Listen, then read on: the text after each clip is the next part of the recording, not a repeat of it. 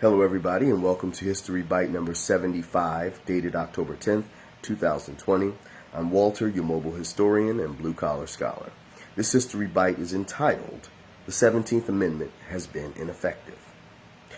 Now, the 17th Amendment to the Constitution was ratified in the spring of 1913. And if you have no idea what it does, I'll get straight to the point. It changed the method of selecting U.S. senators from the state legislatures to the voters. That's right. Prior to the 17th Amendment's adoption, U.S. senators, the upper house of Congress, were chosen by the state legislatures, not the people. With the adoption of the 17th Amendment, U.S. senators became chosen by the people of the states. The proponents of this amendment sought this because they felt it would place the upper house of Congress fully in the hands and in the interests of the voters. But I assert that that has not been the case, and therefore the 17th Amendment has been ineffective.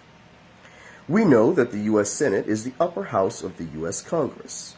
Its members serve 6-year terms. That is the longest term of any elected federal official, 3 times as long as a member of the House of Representatives, and 2 years longer than a single presidential term. Essentially, a U.S. Senate term is almost the length of 2 terms in the White House for a sitting president. The Senate, for a little bit of history, was not designed to be a House of Congress reflective of the public will, or the people, so to speak. That was for the House of Representatives, which is why they have very short 2-year terms, to keep them close to their constituents. After all, in only 2 years, you can be replaced if you're a member of the House, So the whole purpose of that was to keep the House close to its people, right? Essentially, every 2 years, the people can replace the whole House of Representatives. The entire House, all 435 of them. But that's not the case with the Senate. The Senate has only 100 members. And every 6 years, only about a third of the Senate is actually up for election. That's right. And the framers designed it that way so that the Senate would be the house of stability, the calming house, the cooling dish, the body of Congress that always was there and present and did not have to worry about constant turnover in its membership, The Senate was designed to balance out the powerful, passionate fervor that could potentially come from the people's house, the House of Representatives, which is why the Senate has much longer terms than members of the House of Representatives, Because the Senate was supposed to be distant and, unattached to the people. The Senate was supposed to reflect the interests, essentially, of the states and of the nation in a greater sense because of their long terms and their not having to worry about being booted out of office very quickly, all right? Now, of course, if the senators did things which displeased the state legislatures, they could easily be removed once their term was over, all right? Or, of course, if the state legislature changed parties, they could easily be removed. It didn't make a difference either or.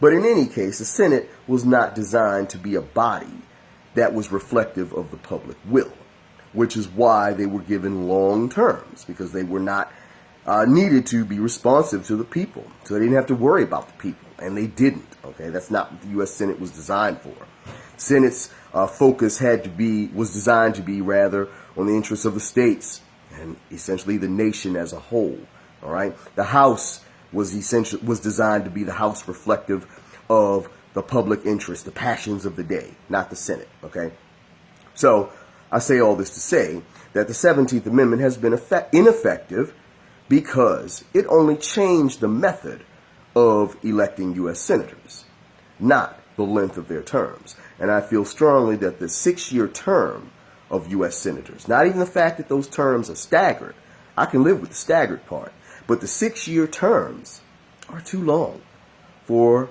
an elected official outside of a judge, all right? Judicial office is different, so I'm not taking that into consideration. But for a legislator, 6 years is much too long. No legislative term, in my opinion, should exceed 4 years. The 6-year term that U.S. senators serve, okay, obviously keeps them very distant from the public in which they serve, right? Senators only have to worry about re-election every 6 years. Okay, that's a long time. And quite easily, you forget about the public interest in 6 years. Now, of course, opponents may say, well, the House of Representatives doesn't care either, and their terms are only 2 years. That is true, but you know what? That's the fault of the people. If you know that you can replace this whole body every 2 years, and if they're not responsive to your interests, and you should replace them. If you choose to keep a group of ineffective legislators in office, all right, and you can replace them every 2 years, that's your fault. That's your foolishness. All right? Don't drag everyone down into your crazy. And that's true. A 2-year term doesn't necessarily guarantee that you will be close to the people.